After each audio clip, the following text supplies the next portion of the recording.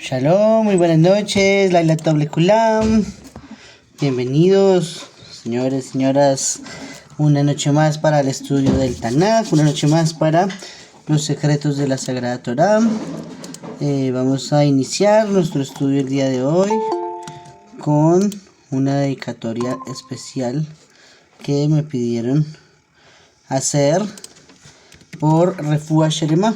Listo, vamos a pedir por la Refúa Shelema, Refúa da Nefesh u Refúa da Guf, sanidad del alma y sanidad del cuerpo, sanidad completa y perfecta de la señora Ilse Pizaña Macías y de Sofía Giselle Pérez Pizaña, hija de Ilse. Y Akadosh Baruj Hu les prodigue sanidad completa y perfecta entre todos los miembros de Am Israel. Bueno, muy bien. Vamos a estudiar el día de hoy desde el capítulo 15. ¿Listo? Estamos ubicados en Melahim Bet, Segunda de Reyes. Y el día de hoy vamos a hablar de varios reyes. ¿Sí? Son historias muy cortas de varios reyes, que pasaron unos sin pena ni gloria, otros con algunas cosas pocas destacadas.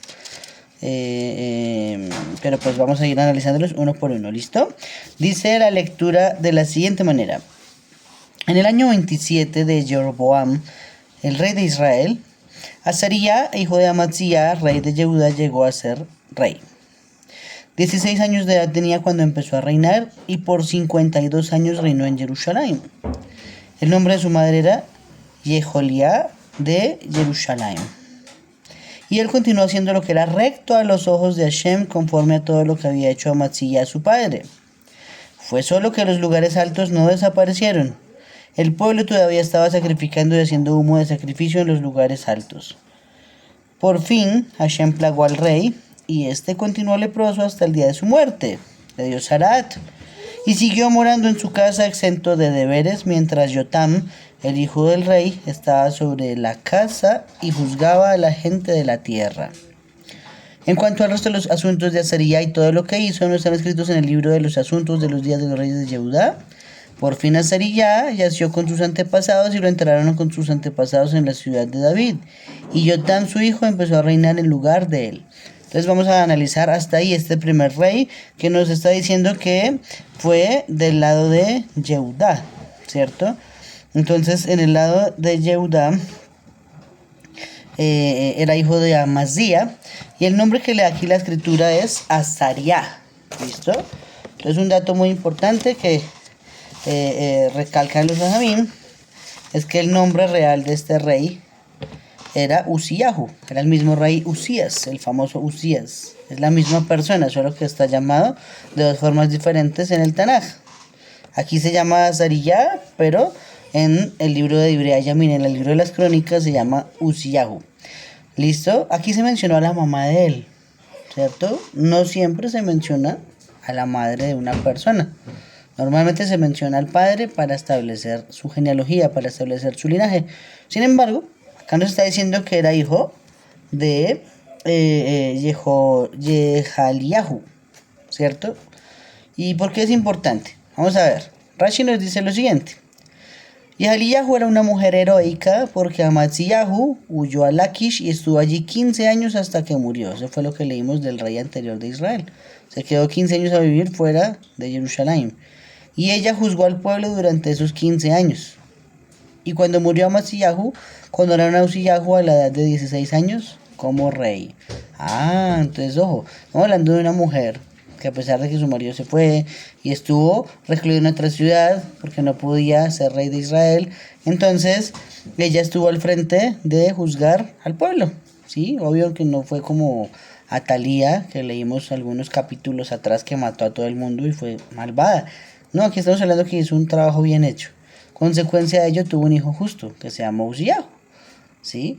Entonces ahí hay algo muy importante que decir, y es que las midot, las cualidades, se aprenden más de la mamá que del papá. ¿Sí? Todos nosotros hemos leído un versículo que dice: el hijo sabio es corona de su padre, pero el hijo necio es vergüenza de su madre. ¿Sí? ¿A qué hace referencia ese Mishle? ese proverbio que escribió el rey Salomón, ¿a qué estará haciendo referencia?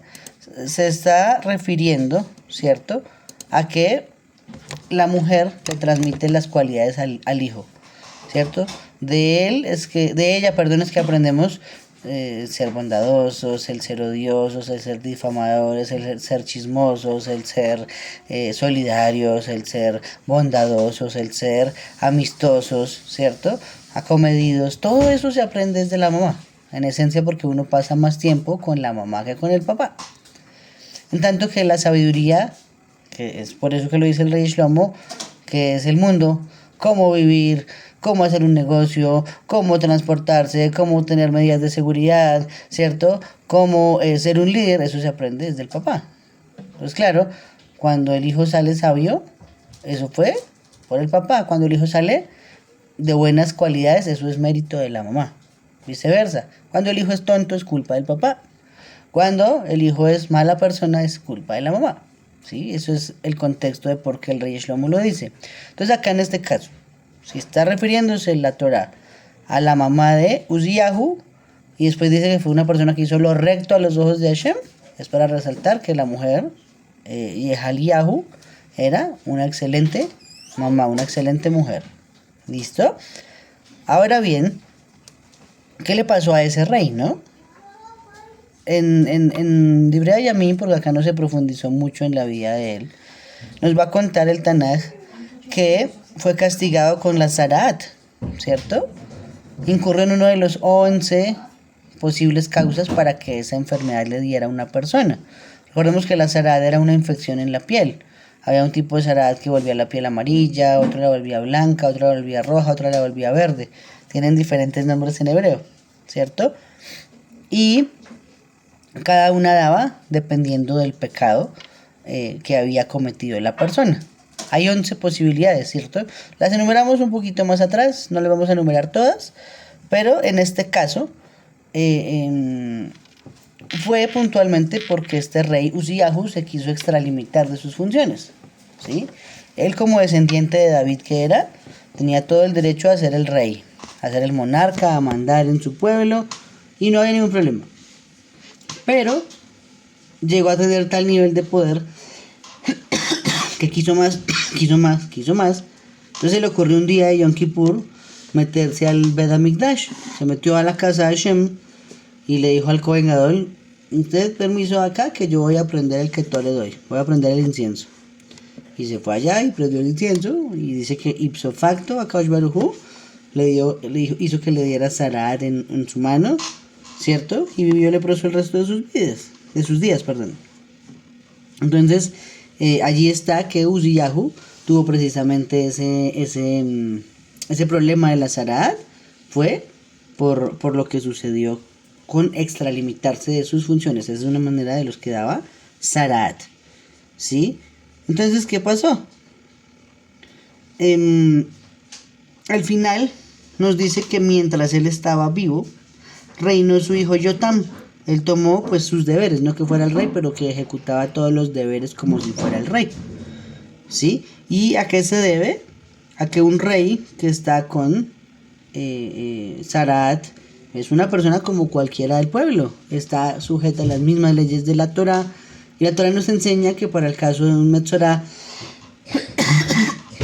esa persona era examinada con cierta periodicidad, y si se encontraba que había pasado, entonces se le ordenaba hacer la mikve, y después de eso podía retornar su vida normal. Pero por otro lado, la Torah también nos enseña: si el Cohen determina que la mancha se ha expandido o que se mantiene y entonces no puede declararlo puro, ¿qué hace? Lo declara en cuarentena y tiene que volverlo a examinar cada 7 días, más o menos es el periodo que estipula la Torah. Entonces, un rey de Israel que tuviese que vivir exiliado en cuarentena, pues no iba a poder hacer bien su trabajo. Consecuencia, durante muchos años de la vida de Uziyahu o de Azaría, que es mencionado así en este capítulo, él vivió lejos de Jerusalén y su hijo Yotam tuvo que ejecutar todas las labores del rey.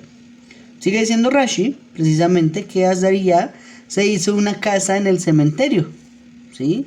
Se hizo una casa muy cerca del cementerio, Como está escrito, ¿cierto? Estoy considerado entre los muertos que son libres. Eso está escrito en el Talmud Yerushalmi.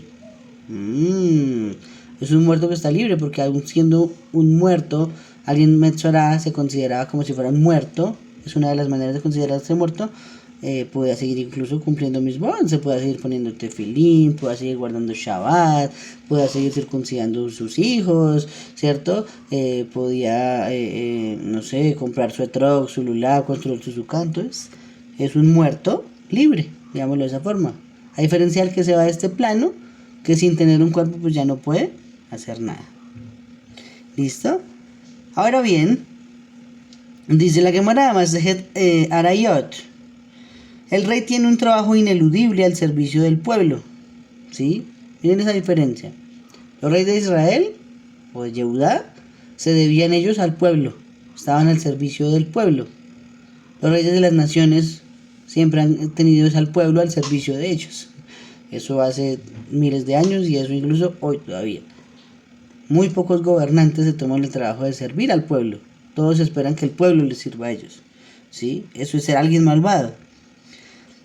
Debe llevar la carga, sigue diciendo la Gemara, de la nación, escucharlos, juzgar sus casos en los tribunales, lo quiera o no lo quiera. Ese es el trabajo de un rey de Israel. Por eso nos dice que se llamó la Casa de Libertad. Así fue como le puso, ¿no? La Casa de Libertad. La Casa de Libertad fue como llamó él a su casa. Porque solo entonces estaba libre del trabajo de ser rey. ¿Sí? Y ser rey, claro, tiene una parte muy bonita que es tener riquezas a su disposición, tener familia, tener, no sé, honores, ¿cierto? Pero luego de eso viene el resto que son las responsabilidades de ser un rey. Y eso es tremendo. Eso no es algo para cualquier persona. Ok. Y ahora nos preguntaremos, ¿no? Le dio Sharaat. Motivo inicial ya sabemos que fue propiamente por extralimitarse de sus funciones y tomar el lugar del Kohen Gadol, que no le corresponde a un descendiente de Yehuda jamás, solo a un descendiente de Aarón. Pero hay que recordar, poner un contexto de qué fue lo que pasó con la descendencia de David y la de Joab. Denme un momento, traigo otro de mis apuntes. Traigámoslos todos porque debo buscar acá algo para contextualizar otra vez un poco lo que sucedió. Todos recordamos que una vez muerto el rey Shaul, primer rey de Israel, hubo una guerra civil en Israel, ¿cierto? Y surgió un problema entre Ishboshet, hijo de Shaul, y David, hijo de Isaí, que era el rey sobre Yehuda únicamente, ¿cierto? En cambio, Ishboshet era el rey sobre las otras tribus. Y contaba con un aliado muy grande que se llamaba Abner el general. Entonces, ¿qué pasó, cierto? Que una vez Ishboshet tiene un problema con Abner. Entonces Abner le dice a David: ahora le voy a entregar todo el reinado en sus manos y ahora sí, pues usted va a ser el rey de Israel porque así lo quiso Hashem. Eso fue lo que dijo Abner y al final pues conspiraron contra Ishboshet, lo mataron, ¿cierto? Y Abner entonces vino a unirse con David. Pero en uno de los combates, Abner había matado a alguien llamado Hazael, ¿cierto? ¿Y qué pasó con Hazael? Que era el hermano del general de David, que se llamaba Joab. Entonces Joab, en venganza, mató a Abner a traición. Ya lo explicamos en los videos anteriores. Pero después de que Abner murió, entonces David lo maldijo, ¿cierto? Le maldijo a Joab. Dijo: Joab, ¿usted por qué hizo eso? Era un tiempo de paz, no era tiempo de derramar sangre. La gente va a pensar que yo lo hice. Y consecuencia, pues David mismo ayudó a cargar el ataúd y fue llorando delante del ataúd para que todo el mundo se diera cuenta y limpió su imagen de que él no tuvo nada que ver. Hasta ahí muy bien. Pero ¿cuáles fueron las maldiciones que le puso, en este caso, David a Joab, ¿cierto? Hay 5, están enumeradas en segunda de Shmuel, capítulo 3, versículo 29. Él le dijo: que nunca falte en la familia de Joab quien sea afligido de flujo, leproso, que ande con bastón, que caiga la espada y que carezcan de pan. 5 maldiciones que le puso David a Joab. ¿Listo? Ok. Resulta que pasaron los tiempos, David se volvió rey, creció, famoso como nada. Llegaron sus últimos días y nos dice al final de sus días, el último capítulo en el que la Torah nos narra que estuvo vivo, que David le dice a Jonatán, no dejes que Joab descienda tranquilo al Sheol. ¿Sí? Esto visto desde una perspectiva en la cual una persona cuando tiene un sufrimiento no se le va a cobrar en el mundo venidero, porque ya para eso tuvo un sufrimiento aquí muy grande. David dijo, Joab no ha sufrido nada en este mundo, lo tiene todo, es rico, tiene un buen nombre y tenía unos méritos increíbles, lo estudiamos ya un tiempo atrás. Pero, entonces Shlomo lo que va a hacer es exiliarlo, va a mandarlo lejos. Joab no quiere hablar con Shlomo y se mete en el Mishkan. Se cuelga de los cuernos del altar del Mishkan. ¿Cierto? Y manda Shlomo a traerlo con el objetivo de juzgarlo y matarlo. Pero entonces Joab le dice, espéreme un segundo, rey Shlomo, porque listo, está bien, usted me quiere matar, pero aparte de eso su papá me maldijo con 5 maldiciones diferentes. Entonces si ya me maldijo, déjeme vivir. O si me va a matar, quíteme de encima esas 5 maldiciones. ¿Cierto? Entonces Shlomo dijo, se las voy a quitar y no solo se las quito, sino que yo las acepto sobre mi descendencia. ¡Pum! Entonces, mira que negues mira. La lengua, Shlomo aceptó las maldiciones que profirió su mismo padre David y sobre sus hijos vinieron esas 5 maldiciones. ¿Cómo están representadas? ¿En cuáles reyes? ¿Listo? La primera fue que no falte quien sea afligido de flujo. Ese fue el rey Roboam. El mismo rey Shlomo fue el primero en comenzar. ¿Por qué? Roboam era un tzaf. Un tzaf es una persona que en términos más actuales es una enfermedad llamada gonorrea, ¿cierto? Es una enfermedad de transmisión sexual que afecta al órgano sexual.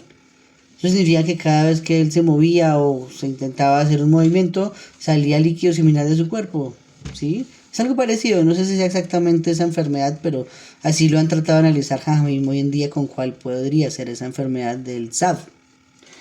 Entonces, ¿cómo lo sabemos? Porque nos dice la Torá que Roboam necesitaba ayuda para subirse a los carros. Y era precisamente para que su líquido no se expulsara y empezara a impurificar todo. O sea, es difícil. Shlomo lo aceptó, su hijo fue el primero en pagar. Número 2 es este rey, Azariyá, el mismo rey Uziyahu, que se volvió Metzorá, le dio Zaraat, le dio lo que está mal traducido como lepra, pero que en realidad significa Zaraat. Se volvió blanco y su mano quedó inmóvil por haber prendido el Ketoret en el Bet HaMikdash. Se extralimitó de sus funciones. Número 3, lo veremos más adelante, el rey Asa. ¿Qué pasó con el rey Asa? Que él enfermó de los pies. Nos va a decir más adelante que tuvo un problema en los pies y quedó cojo de por vida. Otra de las maldiciones que puso David sobre Joab. Número 4, que caiga en la espada. Esto se refiere al rey Yoshiyahu. ¿Sí? ¿Qué pasó con el rey Yoshiyahu? Que fue el rey más joven de toda la historia. Murió como un colador. No le cabía una flecha más en el cuerpo cuando lo mataron. Quedó hecho un tamiz, dice así la Torá. ¿Sí? Entonces, de tanta flecha, pues, quedó hecho un colador. Y el número 5, que carezca de pan. ¿Cierto? Eso se refiere a un rey llamado Jeconías. ¿Cierto?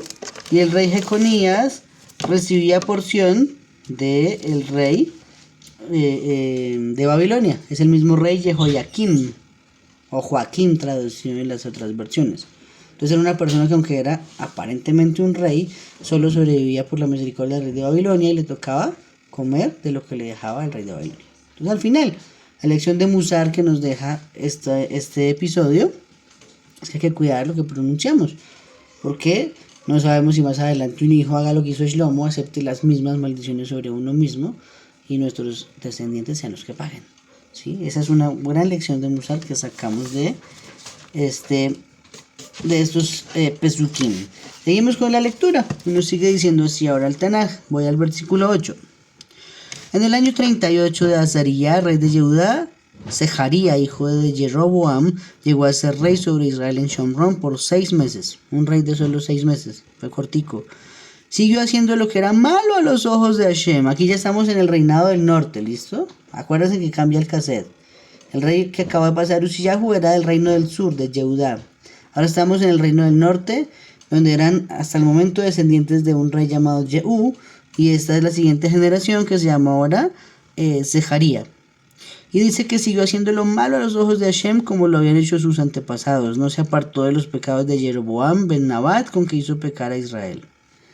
Entonces Shalum, hijo de Yabes, conspiró contra él y lo derribó en Ibleam y le dio muerte y empezó a reinar en lugar de él. Entonces lo mató para ser rey ahora él sobre Israel, sobre las tribus del norte.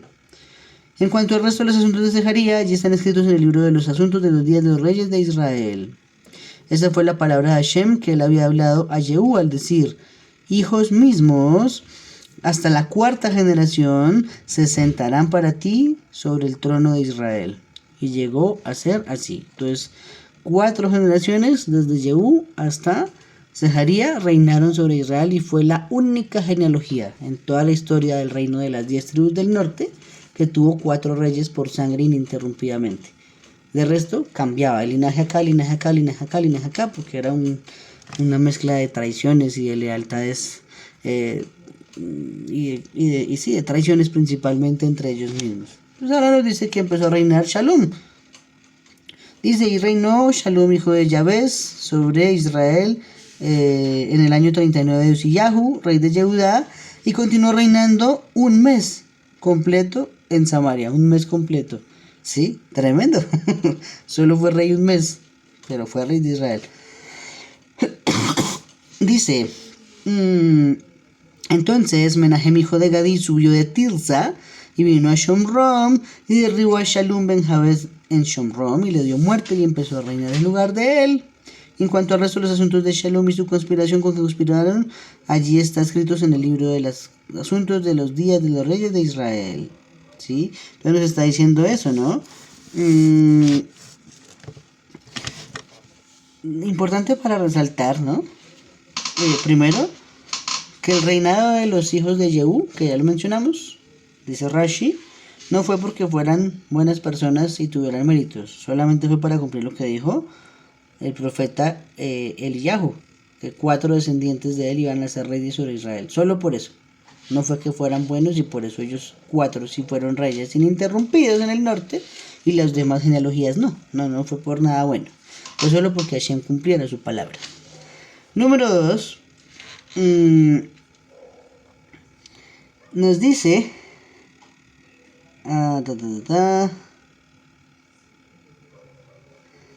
Ok, algo muy importante. Todo lo que mal empieza, mal termina. Hablando de este nuevo último rey. Shalom. Fue rey un mes, dijimos, ¿no? ¿Qué hizo Shalom? Fue el que mató a Sejaría para quitarle el reinado de Israel. Lo que mal empieza, mal termina. Palabras de las mamás. Lo que por agua viene, por agua se va. Entonces el reinado, decimos en Colombia, le salió en un paquete de chitos, ¿cierto? Se ganó el reinado de Israel siendo un traidor. Solamente un mes después lo traicionaron también a él. ¿Sí? Eso es tremendo. Y eso pues, se parece mucho a la política hoy en día, ¿no? Toda es dinámica, toda es cambiante, todos se traicionan unos a otros.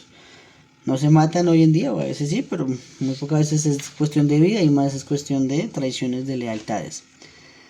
Ok, entonces, ¿qué pasó, no? Como Shalom no tenía ningún derecho legítimo al trono, dicen los Jajamim, y no había demostrado tampoco ser digno de ser rey, y él mismo se cogió y se puso la corona del rey de Israel, entonces vino otro más fuerte, lo mató y tomó su lugar. La ley de la selva. Sobrevive el más fuerte. Eso pasaba en el reino del norte. Era un desorden tremendo el reino del norte. Ahora nos dice lo siguiente sobre ese nuevo rey que subió. Se llamaba Menahem, ¿no? Fue entonces cuando Menahem procedió a derribar a Tifsa y todo lo que había en ella y a su territorio desde Tirsa afuera, porque ella no abrió y él se puso a derribarla y a todas sus mujeres encintas las rajó. Esto es algo bien malvado, ¿sí? Bien malvado. Entonces, en el año 39 de Azaría, el rey de Yehudá, Menahem, hijo de Gadí, llegó a ser rey sobre Israel por 10 años en Shomrom. y continuó haciendo lo que era malo a los ojos de Hashem. Nunca se apartó de todos los pecados de Jeroboam hijo de Nebat, con que él hizo pecar a Israel en todos sus días. Pul, el rey de Asiria, entró en el país. En consecuencia, Menahem dio a Pul 1000 talentos de plata para que sus manos resultaran estar con él para fortalecer el reino con su propia mano. De manera que Menahem sacó la plata a expensas de Israel, a expensas de todos los hombres valientes y poderosos, para dar al rey de Asiria 50 ciclos de plata por cada hombre. Con esto el rey de Asiria se volvió y no quedó allí en el país. En cuanto al resto de los asuntos de Menahem y todo lo que hizo, no están escritos en el libro de los asuntos de los reyes de Israel. Por fin Menahem yació con sus antepasados y Pecaías, su hijo, empezó a reinar en lugar de él. Entonces aquí muy importante, ¿no? Este hombre, Menahem, ¿cierto? Fue una persona tan malvada que abría los estómagos de las mujeres embarazadas, ¿sí? Miren hasta dónde llega la locura de tener el poder. Es que la gente se vuelve muy loca. Por eso no estamos todos preparados para un cargo importante. No estamos preparados para un cargo directivo. No estamos preparados para un cargo político. ¿Por qué? Porque el poder lo puede uno volver loco. ¿Sí? Miren esa cosa. El tipo mató sin tener derecho a ser rey de Israel, solamente porque tenía más fortaleza física. Fue rey de Israel y ahora lo primero que hace es coger las mujeres y abrirlas y sacarle los bebés. ¿Sí? O sea, es una persona loca, malvada. El poder lo volvió loco. ¿Qué dice Jajamim? Dice Radak. Él partió en dos a todas las mujeres embarazadas como acto de venganza y deshonra. Adoptó una práctica extranjera de abrir el estómago a las mujeres embarazadas. ¿Sí? Ese tipo de cosas raras que han pasado en la historia de Israel, porque se aprenden de otras naciones. ¿Sí? Tremendo, eso no está bien. Eso es lo que se llama la famosa asimilación. Ahora bien, dicen los Jajamim, Menahem estaba esperando que el rey de Asiria estuviera satisfecho con el dinero que había recibido, ¿cierto? Y nos acaba de decir que le dio mucho dinero. Y consecuencia, pues que lo apoyara para establecer un control firme sobre el reino. Eso era lo que esperaba, para eso le di tributo, decía Menahem. Sin embargo, no le pagó de su propio bolsillo y tampoco había suficiente dinero en el tesoro real. ¿Sí? Ojo, porque desde hace años atrás que ya Asiria le tenía ganas a Israel. Entonces cada rey tenía que pagar un soborno nuevo para que lo dejaran quieto. ¿Sí? Déjeme quieto y le mando plata, le mando plata, le mando plata. Tanto así que más adelante incluso veremos que se sacó del Bet Hamikdash las puertas para dárselas para que no vinieran acá a molestarnos en Yehudá, en la parte de abajo. ¿Sí? Ahora bien, la Gemara nos enseña lo siguiente. Masejet Sanedrin, página 94, que aquí se refirió al rey de Asiria. ¿Listo? El rey de Asiria, normalmente su nombre es Senajerib. ¿Listo? Senajerib. Es mencionado con 8 nombres diferentes en todo el Tanaj. Ojo, eso es importante. Yo tengo los versículos de cada uno, los voy a mencionar rápidamente. El primero es acá, donde nos dijo claramente que se llamaba Senaquerib, ¿cierto? Senaquerib. Listo. Otro nombre con el que se conoce a ese mismo rey de Asiria es Tiglat-Pileser. Está escrito en 2 Reyes 15:19. Tercero, Tiglat-Pilneser. 2 Crónicas 28:20. Número 4, Salmanazar. 2 Reyes 17:3. Número 5, Pul. 2 Reyes 15:19. Número 6, Sargón. Isaías 20:1. Número 7, Asnapar. Esdras 4:10.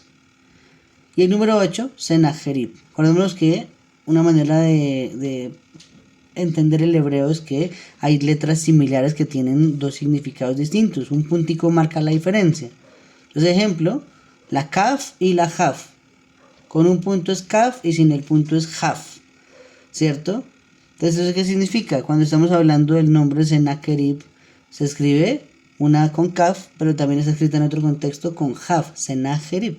Entonces, de ahí salen los 8 nombres que tiene Senaquerib, el rey de Asiria. Y más adelante vamos a ver que tenía su contraparte en este lado del mundo. En el lado de Israel hubo alguien que tuvo 8 nombres y fue precisamente quien le causó la derrota más grande de su historia. Se llamó el rey Ezequías, Hizkiyahu. De él estudiaremos unas semanas más adelante, ¿cierto? Y por eso hay una fórmula por allí en la Gemara en Sanedrín precisamente que está diciendo que venga el que tiene 8 nombres para vengar al que tiene 8 nombres. Entonces, vino Hizkiyahu y se agarró contra Sennacherib y salió victorioso, con toda Jerusalén sitiada, y Sennacherib con un ejército enorme. ¿Quién libró la batalla? Akash Baruj Hu y mató 185.000 en una noche. Ok. Por acá, por este momento, ¿cierto? Es donde empiezan los exilios. Es lo que nos va a decir más adelante este capítulo, perdón. Voy a seguir leyendo. Vamos para el versículo 23. En el año 50 de Azaría, el rey de Yehudá, Pekaía, hijo de Menahem, llegó a ser rey sobre Israel en Shomron por 2 años. No duraban nada, ¿sí? 2 años, 6 meses, 1 mes, 10 años. Eran reinados que no perduraban. Y dice, y continuó haciendo lo que era malo a los ojos de Hashem.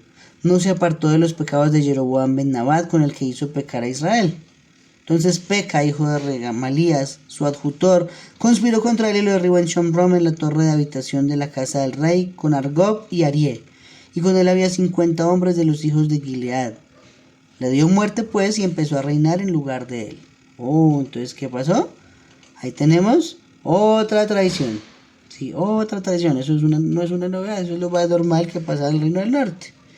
En cuanto al resto de los asuntos de Pecaías y todo lo que hizo, allí están escritos en el libro de los asuntos de los reyes de Israel. Sigue diciendo sobre otro rey. En el año 52 de Azarías, rey de Yehudá, Peca, hijo de Remalías, llegó a ser rey sobre Israel en Shomron por 20 años. Este sí duró harto. 20 años ya es un tiempo considerable. Pero continuó haciendo lo que era malo a los ojos de Hashem. No se apartó de los pecados de Jeroboam ben Nabat, con que hizo pecar a Israel. Bueno, hagamos un recuerdo rápido. Se me olvidó decir algo al comienzo, ¿cierto? Sobre Uziyahu o Azarías, nos dijo que hizo lo bueno ante los ojos de Hashem, excepto que se seguía sacrificando en los lugares altos. En hebreo, ¿qué son lugares altos? Bamot. Y Bamot son altares privados. Recordemos que antes de que existiera el Bet HaMikdash, era permitido que quien quería hacer un sacrificio a Hashem hiciera un altar y sacrificara el animal delante de Hashem, y tenía que quemar las partes dedicadas y las otras dárselas al Cohen y las otras y para él, ¿cierto? Se puede hacer en cualquier parte. Desde que existe el Bet HaMikdash, a partir de ahí, todo sacrificio queda confinado a ese recinto. No se puede hacer por fuera. ¿Se pueden matar animales para comer? Claro, pero eso no son sacrificios para Hashem. Simplemente es un animal para alimentación, que son dos cosas totalmente diferentes. Ese fue el pecado. Que ningún rey de Israel hasta ahora había querido derribar todos los altares privados que habían hecho desde la conquista con Yehoshua. O sea que llevaban cientos de años esos altares. Por el otro lado, el pecado de Jeroboam, hijo de Nabat, que hizo pecar a Israel, era haber hecho 2 becerros de oro para que la gente adorara a Hashem en esos becerros, y prohibir la subida del pueblo hacia Jerusalén. Entonces, en ninguna de las Shalosh Regalim, en ninguna de las 3 fiestas, podía subir la gente, pues se firmó un decreto que aquel que cruzara los límites con destino a Jerusalén, cualquier persona estaba con inmunidad y podía matarlo sin consecuencias jurídicas. Entonces, de esa forma, todo el mundo se abstuvo de subir a Jerusalén a la Shalosh Regalim. Ese es el pecado que hizo Jeroboam. ¿Por qué lo hizo? Porque dijo él, cuando la gente vaya, se siente en el Bet HaMikdash y mire el día de las fiestas, que el rey de Israel tiene que pasar al frente a leer la Torá a todo el pueblo, va a pasar es el rey que reina abajo en Yehudá y no voy a ser yo. La gente va a decir, ¿yo qué hago sirviendo entonces a ese rey de arriba? Y se van a quedar leales al rey de abajo, no sea al rey del sur.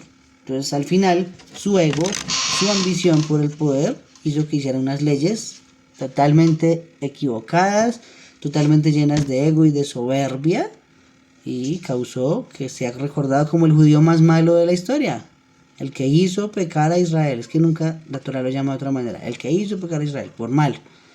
¿Sí? Eso es lo que pasa cuando una sola persona dicta la halajá. Eso no puede ser así. Eso es igual que Jeroboam, que dio la primera halajá al solito y se tiró a Israel de ahí para adelante hasta hoy como lo conocemos. Sigue la lectura. En los días de Peca, el rey de Israel, Tiglat-Pileser, ahí está uno de los nombres que acabamos de decir de Sennacherib. Tiglat-Pileser, el rey de Asiria, entró y procedió a tomar Hijón y Abel Bet Maacá, y Januach y Kedesh y Azor y Gilead, y Galil, toda la tierra de Naftalí, y a llevárselos al destierro en Asiria. Oh, entonces aquí empieza el exilio. ¿Listo? El exilio primero se da de las 10 tribus del norte, ¿sí? Es diferente al que vino después con las 2 tribus del sur y diferente al que tenemos hoy en día, ¿sí? Han sido muchos diferentes, pero aquí empieza uno que fue tal vez el más grande. Se los llevaron para Asiria, un destierro. ¿A quién? Dice que fue a Naftalí.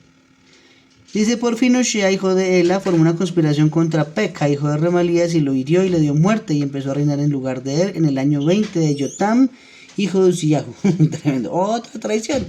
Entonces Peca empezó a ser rey, traicionando al rey anterior. Ahora lo mataron a él para ser rey en su lugar. Eso Hashem no se queda con nada, todo se lo devuelve a uno. Todo se lo devuelve a uno. En cuanto al resto de los asuntos de Peca y todo lo que hizo, allí están escritos en el libro de los asuntos de los días de los reyes de Israel. Ahora nos dice, vamos para el reino del sur otra vez. En el año segundo de Peca, hijo de Remalías, el rey de Israel, Yotam, hijo de Uziyahu, rey de Yehudá, llegó a ser rey. 25 años de edad tenía cuando empezó a reinar y por 16 años reinó en Jerusalén. El nombre de su madre era Jerusa, hija de Sadoc. ¿Jerusa? No sabía que era un nombre de la Torah. Ok. Y él continuó haciendo lo que era recto a los ojos de Hashem, conforme a todo lo que había hecho Uziyahu su padre.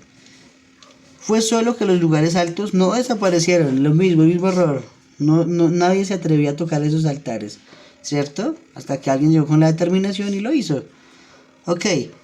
El pueblo todavía estaba sacrificando y haciendo humo de sacrificio en los lugares altos. Él fue quien edificó la puerta superior de la casa de Hashem. Y en cuanto al resto de los asuntos de Yotam, lo que hizo no están escritos en el libro de los asuntos de los días de los reyes de Yehudá. En aquellos días Hashem comenzó a enviar contra Yehudá a Rezín, el rey de Siria. Ese es otro nombre de los reyes de Siria, Rezín, ¿sí? Y a Peca, hijo de Remalías. Por fin Yotam nació con sus antepasados y fue enterrado con sus antepasados en la ciudad de David.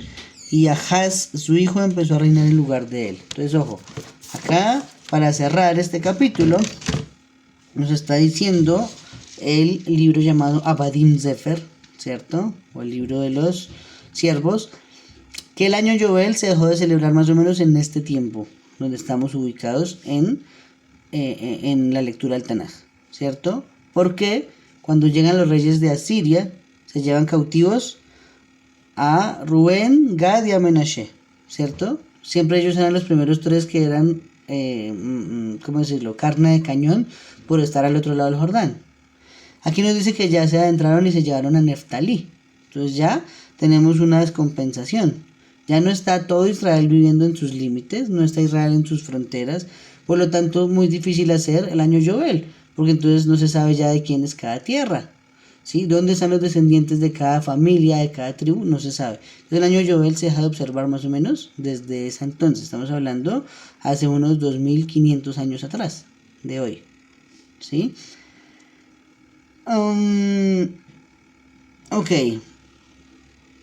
Dice que luego de este exilio, ¿sí?, en el que fue exiliado Naftalí, como nos dijo el capítulo, se demoró todavía 133 años más el exilio de Yehudá.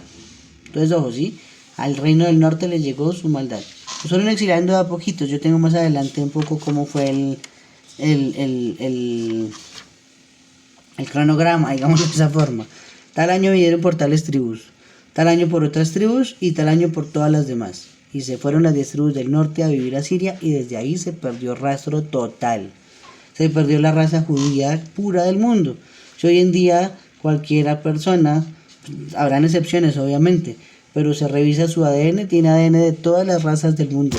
Tenemos parte de chino, parte de africano, parte de europeo, parte de hindú, parte de indígena y parte de español, bueno, qué sé yo.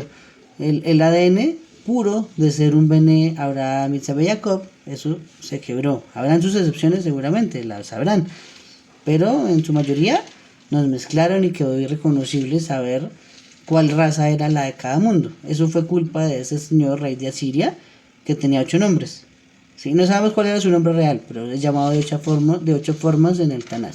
Entonces este tipo se tiró la humanidad. Por eso también se perdió el rastro de quién es Amalek, quién es Edom, ¿cierto? ¿Quién es Esaf? ¿Quién es Ismael? Bueno, tal vez Ismael no. Eso sí todavía son reconocibles. Pero se perdió. Ya no podemos decir que Amalek es una nación. Amalek, por eso se dice que es lo que está dentro de uno, que es Safek, la duda. Ese es el Amalek con el que debemos luchar. Pero el Amalek como nación se perdió desde esa época. Se perdió porque así lo causó el rey de Asiria. ¿Listo? Y después de que se vinieron por unas tribus, por otras tribus y las demás, 133 años después, ahí sí se exilió al reino de abajo, al reino de Yehudá. Pero ya fue otro rey diferente el que hizo el exilio. Ya no fue el rey de Asiria, que era, ¿cómo decirlo? Era inferior, claro, totalmente, al que se llevó a Yehudá, que fue Nabucodonosor. Ese sí fue un rey grandísimo. Y es porque en esencia dice la Torá, Akadosh Baruj Hu mismo lo hizo dueño del mundo. Lo puso sobre el rey de todas las criaturas existentes, no solamente sobre los humanos. Todas las criaturas obedecían a Nabucodonosor. Después estudiaremos sobre él. ¿Listo? Ok. Y aprovechemos estos 15 minutos y leamos el capítulo 16. Es cortico. Con eso, la semana entrante empezamos un tema más interesante aún. Sigue diciéndonos el Taná. Recuerden que si hay preguntas o comentarios, todos son bienvenidos. En el año 17 de Peca, hijo de Remalía, Ahaz ben Yotán, rey de Yehudá, llegó a ser rey. Otra vez seguimos en el reino del sur. Ahora se llama Ahaz ese rey. 20 años de edad tenía Ahaz cuando empezó a reinar y por 16 años reinó en Jerusalén. Y no hizo lo recto a los ojos de Hashem como David su antepasado. En el reino del sur era diferente. Normalmente los reyes de allí eran buenos, normalmente. Salvo 2 excepciones, esta fue una de ellas, el rey Ahaz. ¿Sí? Otra fue su nieto, el rey Menashe. Y en medio de ellos, ensanduchado, creció un tzadik impresionante, tan equiparable a David. Se llamó el rey Ezequías, el rey Hizquillahu. Lo cual nos enseña, de un malvado pueden hacer un hijo justo. Y también de ese hijo justo pueden hacer un hijo malvado. Eso es difícil de poder establecer. La misma nos dice que debemos reproducirnos, tratar de hacerlo mejor, pero cada uno toma al final su camino y su decisión. Entonces, ese es un ejemplo muy importante. Malvado, justo, malvado. Pero ese del medio, ese justo, un rey increíble. De él estudiaremos harto más adelante. Entonces, ¿qué más nos dice? Se puso a andar en el camino de los reyes de Israel. Ese se fue amigo, fue del reino del norte. E hizo pasar aún a su propio hijo por el fuego, conforme a las cosas detestables de las naciones que Hashem había expulsado a causa de los hijos de Israel. Y siguió sacrificando y haciendo humo de sacrificio en los lugares altos y sobre las colinas y debajo de todo árbol frondoso.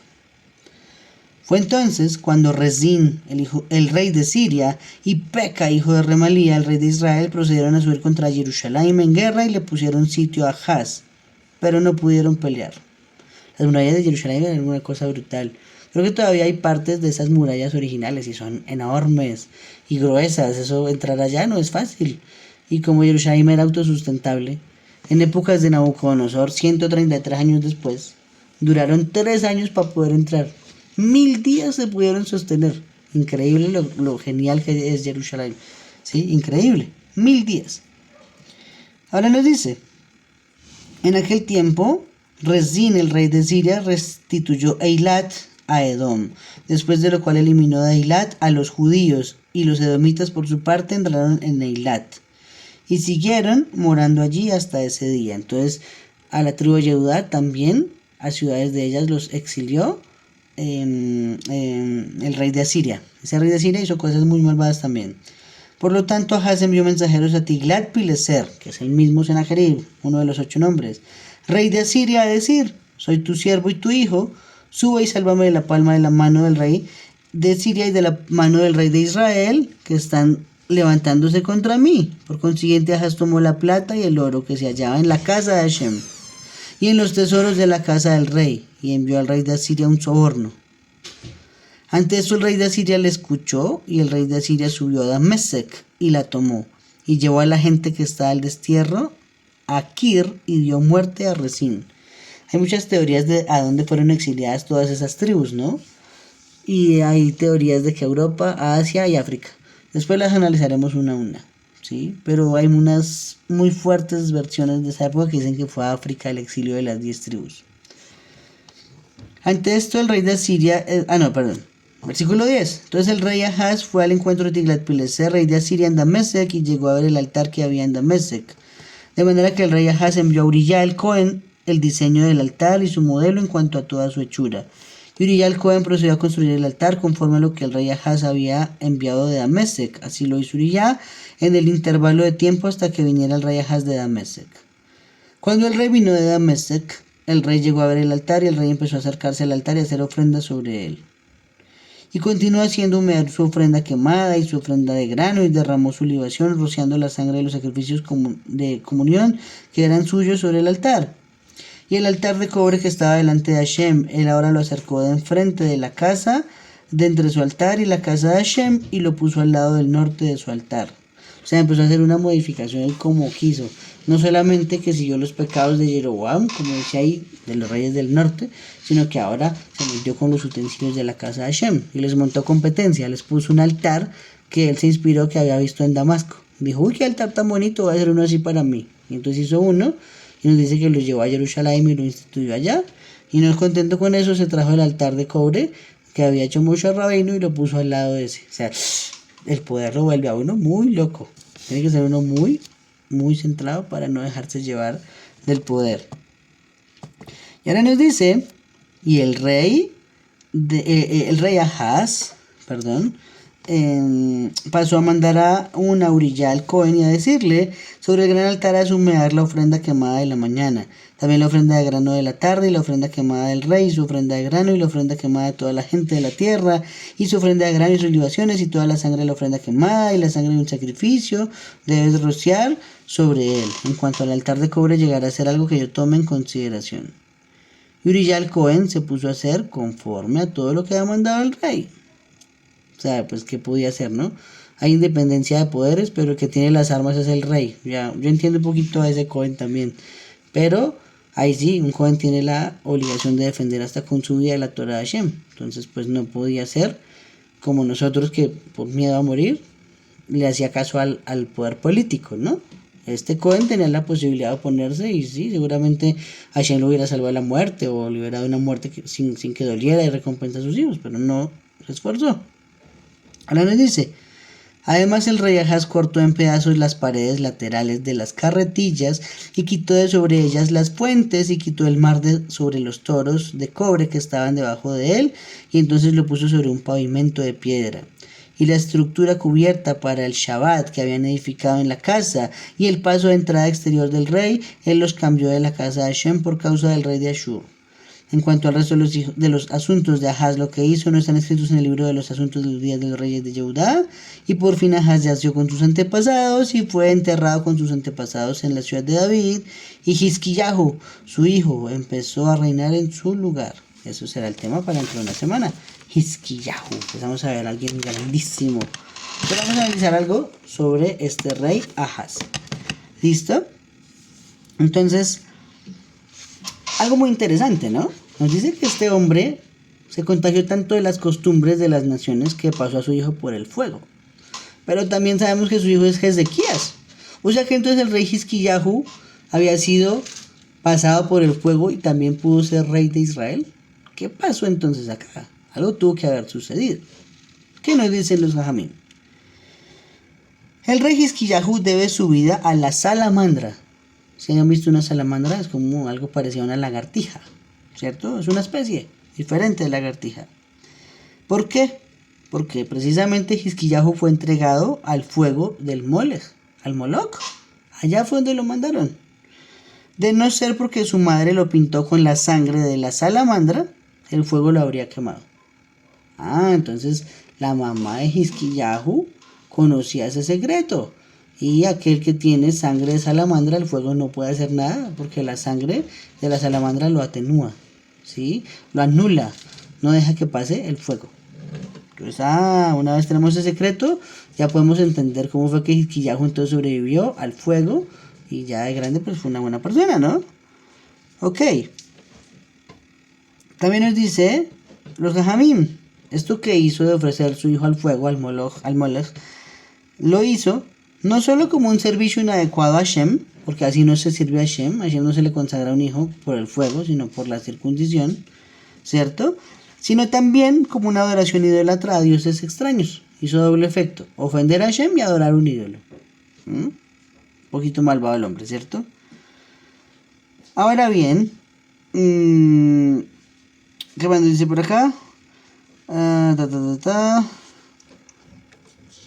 Ok, cogió entonces el altar de cobre para uso personal. ¿Sí? Increíble, porque el altar era el que había hecho Moshe Rabbeinu. Lo dejó inutilizado para él nada más y que el pueblo sacrificara en un altar cuyo modelo él se copió de los asirios en Damasco. Tremendo, el poder es brutal. Ahora bien, ¿qué me dice por acá? Ok, nos dice que cambió la entrada por la cual la gente venía. Cambió la entrada por la cual vendría desde su casa al Bet HaMikdash por el exterior. La cambió a un lugar oculto para que no codiciasen esos kelim, y él también cambió la entrada en caso de que tuviera que esconderse y escapar en secreto. Sí, hizo algo muy bueno. También, ojo, acordémonos que de todas las personas malvadas también podemos aprender. Y si bien regaló utensilios del Bet HaMikdash, que no debió haberlo hecho nunca, había un pasaje que comunicaba las dos casas, la casa del rey con la casa de Hashem. Entonces, ¿qué hizo? Le hizo modificaciones en las entradas, en las salidas, y dejó digámoslo de esa forma, un laberinto que solo él conocía para poderse mover entre los dos lugares. Cosa que si venían a saquear una casa, no saqueaban la otra, y que si venían a matarlo a él, podía escapar a algún otro lado. ¿Sí? Hizo algo bueno, porque al final eso sirvió un poquito para detener a las tropas de Nabucodonosor cuando invadieron 133 años después de Jerusalén. ¿Sí? Selló la entrada, dice así Rashi, para que solo pudiera accederse al palacio a través del Bet HaMikdash, nada más. El resto de las entradas las tapó y hizo, ¿cómo decirlo?, sistemas de salida diferentes, subterráneos. Esto haría más difícil, un ataque al palacio, porque ahora el único acceso al palacio solamente se podía desde el Bet HaMikdash. ¿Sí? Entonces, tremendo. Al final, para adelantar un poquito la historia, porque ya esto no está ampliado más la vida de Ahaz acá, sino se amplía en el libro de las crónicas, tuvo una muerte horrible, ¿cierto? Y para que entendamos un contexto de unos capítulos más adelante, debemos decirlo. Este rey murió y como era descendiente de David, ¿cierto?, no era digno de honores debido a lo malvado que fue. Su hijo Hizquiyahú también lo sabía. Y una de las cosas que hizo Hizquiyahú, que hizo 6 en total, 3 que los Jajamim estuvieron de acuerdo y 3 que no estuvieron de acuerdo, una de las 3 que estuvieron de acuerdo con Hizquiyahú fue que él llevó a su papá y no le hizo un ataúd, no le dio honores, sino simplemente lo arrastró desde un caballo y lo botó a un hueco y lo tapó. Un rey que murió sin honores. ¿Estuvieron de acuerdo los Jajamim? Por lo malvado que fue. Y para que no llegara al pueblo a preguntar dónde estaba el rey de Israel, porque también hay que acompañar a los difuntos, entonces nos va a decir el Midrash, basado en varias pruebas de la Torá, que el sol se adelantó a ponerse 10 horas. Entonces vamos a decir algo. El hombre se murió a las 8 de la mañana. Un ejemplo. Manejemos eso en nuestros horarios. Entonces, ¿qué pasó? 10 horas después, a las 18 horas, en un momentico pasamos de ser 8 de la mañana a ser las 6 de la tarde. En un segundo. ¿Para qué? Para que nadie fuera a darle honores a este hombre. Medida por medida, cuando Ezequías pide una señal de Hashem de que va a vivir 15 años más, un poquito más adelante, Hashem le dice, le voy a dar una señal, y es que el sol se va a volver 10 horas. Entonces pasó lo contrario. Ya eran, por ejemplo, las 18 horas, las 6 de la tarde, y el sol se devolvió otra vez a las 8 de la mañana. Hay una historia muy interesante de que por culpa de eso vino el exilio. Ustedes se pensarán por qué, pero no se los puedo decir hoy. Pero se preguntarán qué tiene que ver eso con el exilio. Entonces no se pierdan la próxima clase, a esta misma hora y por este mismo canal. ¿Listo? Vamos a dejarlo hasta ahí, Mesra Hashem, para iniciar con Hizkiyahu a partir de la próxima semana. ¿Listo? Muchachos, ¿alguna pregunta? ¿Algún comentario? Hoy fuimos un poquito rápido porque eran muchos reyes y pues la verdad muy poco que destacar de cada uno. Entonces entendería que no hayan muchos comentarios ni muchas preguntas. Bueno, entonces recordemos, este estudio de la Torá se hizo, es Hashem, como lo mencionamos desde un comienzo, por la Refuah Shelema, Refuah de Nefesh, Refuah de Guf, una sanidad perfecta y completa del cuerpo y del alma para la señora Ilse Pizaña Macías y para su hija Sofía Giselle Pérez Pizaña, hija de Ilse, que Akadosh Baruj Hu les dé Refuah Shelema, Refuah de Nefesh, Refuah de Guf, junto con todos los enfermos de Am Israel. De nuestra parte, amigos, Laila Toble Kulam, y nos vemos dentro de una semana. Shalom, amigos.